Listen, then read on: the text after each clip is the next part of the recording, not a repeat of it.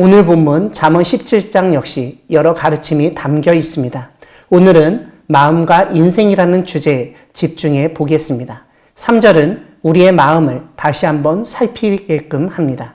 제철소 현장 화면을 보면 철을 붉게 녹여서 작업하는 큰 틀을 보게 됩니다. 그것보다 훨씬 작은 것으로 은이나 금을 가열하여 불순물을 추출하는 것을 생각해 볼 수 있습니다. 그런데 오늘 본문에서는 은과 금으로부터 불순물을 제거하는 도간이나 풀무보다 더 놀라운 것을 우리에게 제시합니다. 다름 아니라 하나님이시라는 것입니다. 상처나고 갖가지 불순물로 더럽혀진 우리의 마음을 하나님은 도간이나 풀무보다 더욱 확실하게 연단하며 정제시키신다고 알려줍니다. 사실 우리의 마음은 그 어떤 불로도 녹일 수 없으며 어떤 형태인지조차 알 수도 없습니다. 하지만 하나님께는 그런 마음이라도 다시 한번 새 것처럼 만들어 주실 수 있으며 악이 섞여 있더라도 온전히 선하게 변화시켜 주실 수 있는 분이십니다. 우리가 주님을 믿고 만나고 행복하게 살고 있다고 하지만 얼마나 세상에 때가 묻어 있는지 스스로는 알 수 없습니다. 얼마나 불순한 생각과 의도로 살아가는지조차 깨닫지 못할 때가 있습니다. 마치 뜨거운 물에 푹 담가 우리 피부에 쌓인 노폐물과 때를 벗겨내듯 우리의 마음에 쌓인 불순물을 어떻게든 해결해야 합니다. 그런데 우리 스스로는 이것을 할 수 없습니다. 오히려 그러한 불순물을 우리는 우리 몸의 일부로서 쉽게 받아들이고 우리에게서 떼어내면 나 자신의 존재까지도 사라질지 모른다는 불안까지 느끼기도 합니다. 그래서 보통 사람들은 이런 불순한 삶을 정리하려고 하지도 않습니다. 그리고 생각이 있더라도 스스로의 노력으로는 되지도 않아서 쉽게 포기합니다.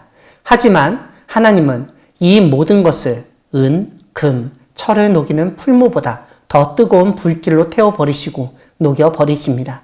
말끔히 씻어내어 버리십니다. 태초에 하나님이 만드신 그 마음으로 다시 살아가도록 포맷하시고 새롭게 세팅하시는 것입니다. 이러한 하나님의 능력을 믿는 믿음을 가지고 주님께로 나아가기를 소망합니다.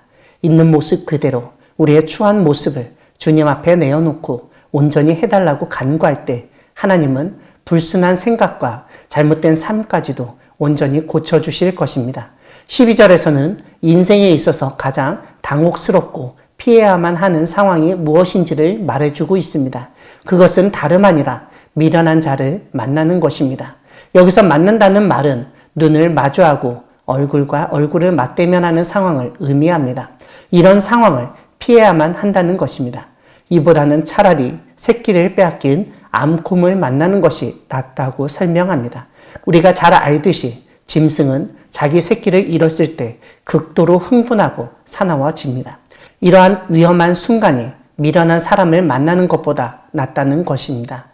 이것은 어리석은 자의 어리석음은 포악한 암곰보다 더 위험하고 심각하다는 뜻입니다.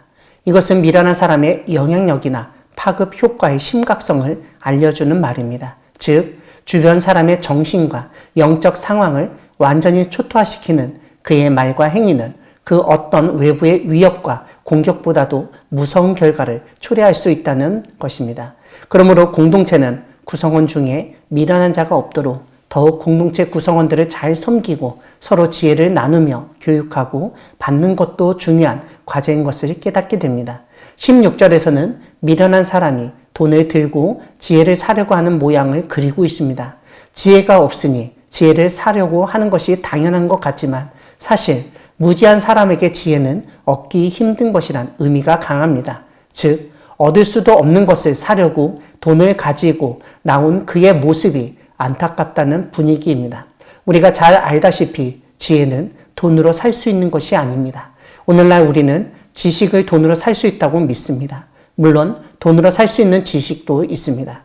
돈이 여유 있을 때 영어나 수학 같은 지식을 조금 더 빨리 사서 적응하게 만들기도 합니다. 심지어 논문 작성과 학위까지도 사고 파는 시대입니다. 하지만 지혜는 이렇게 사고 팔 수 없는 것입니다. 그래서 오늘 본문의 말씀은 오늘 우리에게 적절한 말씀입니다.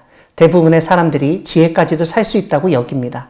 그러한 것이 미련한 사람의 모습이라고 잠언의 저자는 알려줍니다.